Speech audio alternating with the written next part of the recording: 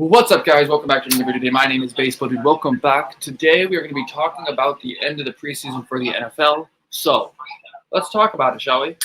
End of the preseason means roster moves, cuts. People make rosters. People don't make rosters. There's been quite a bit of trades this preseason, if you guys haven't noticed. The Seattle Seahawks have recorded a couple of trades that I think are dog shit, but that's just me. You know, the Seahawks is the Seahawks. They do whatever they want. They don't really, they develop good players and then they get rid of them. It's kind of like the Seattle Mariners, but in football terms. So, the Seattle Seahawks played the Cleveland Browns tonight in Seattle, their first home preseason game of the year. It's on at 7 p.m. Pacific time at Lumen Field. If you guys are going to go in the YouTube comment section going, oh, are you going to be there? Are you going to be there? No, I'm not. I'm not. I wouldn't want to be, nor do I want to be, and nor would I want to be. Because me being there would give me a stroke. I would have a stroke. I would either have a heart attack and die or a stroke. And I would prefer not to have any. So, what I'm going to talk to you guys about today is college football and NFL season starting soon. I am super excited to get into football content on the YouTube channel. And hey, if you haven't already, please do me the biggest of favors. Hit that sub button, hit that like button, and make sure you guys turn on that bell. Ding-a-ling-a-ling. All right, let's get into it, shall we? So, like we talked about this morning, we talked about the Huskies schedule. The Seahawks schedule looks pretty much the same as it does every year with the NFC West teams they play twice a year. So if you guys are new to football, each team has to play 2 conference games of the same opponent. So if there's 4 teams in the NFC West, the Seahawks will play, I think 4 teams or 5 teams. I don't remember. Those teams will play. So they'll play the Niners twice, they'll play the Cardinals twice, and they'll play the Rams twice. So they'll play each team twice. Now there's those one-off games where like the Dolphins, the Jets, the Patriots, the Commanders, yada yada, whatever the NFL wants to throw in there, right? That's the NFL. That's the NFL for you. But with college football, as we move over to college football, they don't play the teams twice. They have in their conference, like the Pac-12, the Big 12, the Big 10, the SEC, your ABCs, EFG, HIJK, LMNOP, yada yada yada yada yada, or like the Mountain West, or the Sun Belt, or Conference USA, all that stuff.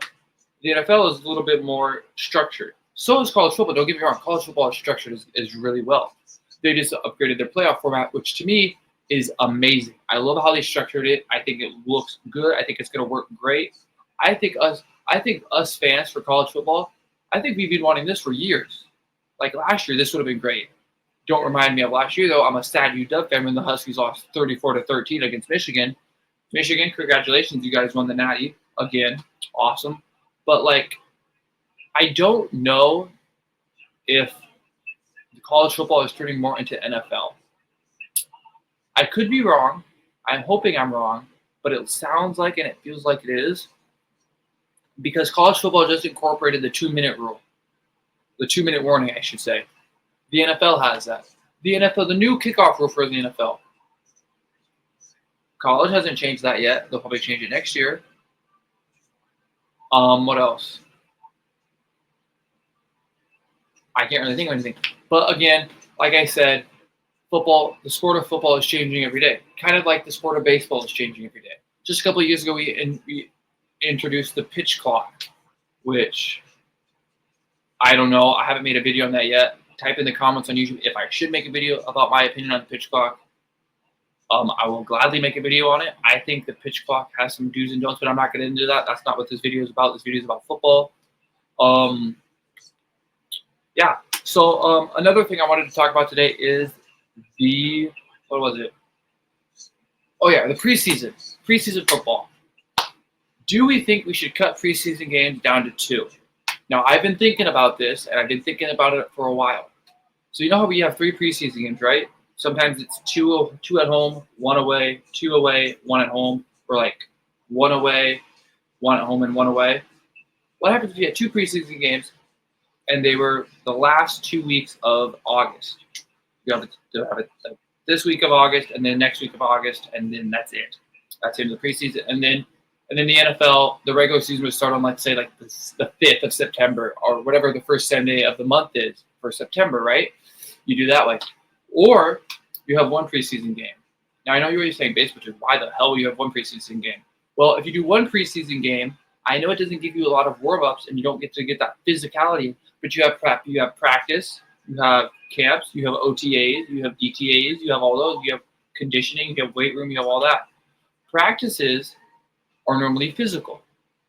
If you go check out the Eagles TikTok, they'll show you what they look like before practice and after practice. So, I mean, like, there's different ways you can do this. I mean, you could extend the season a little bit longer. You could shorten the season. You could extend stuff. You can shorten stuff. You can do a whole bunch of things. Like college football only has 12 weeks in the regular season, and then there's 4 weeks of bowl games, and then there's championship games, and then there's the big game, the natty, the big trophy that they get at the end. Yeah, that they could kind of simulate that stuff. But like, I know college is way different from the NFL, and I get that, and NFL is different from college. They're two different types of banana split ice cream cones or banana splits. I get it. One's chocolate, one's caramel. Do not make that a joke. Do not bring race into that. That is not a race joke. I do not want to hear anything in the YouTube comments about that. So shush. As I was saying, if you could make those two sports kind of combine each other, that'd be fantastic. So that way, when you go into the NFL from college, you don't suck. I mean, I know you're going to struggle.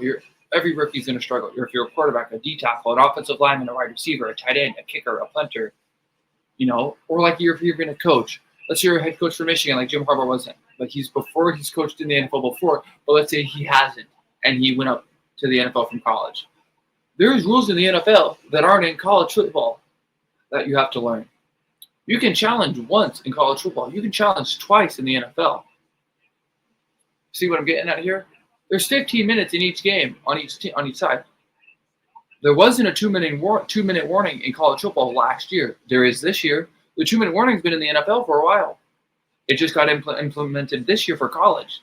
See what I'm saying?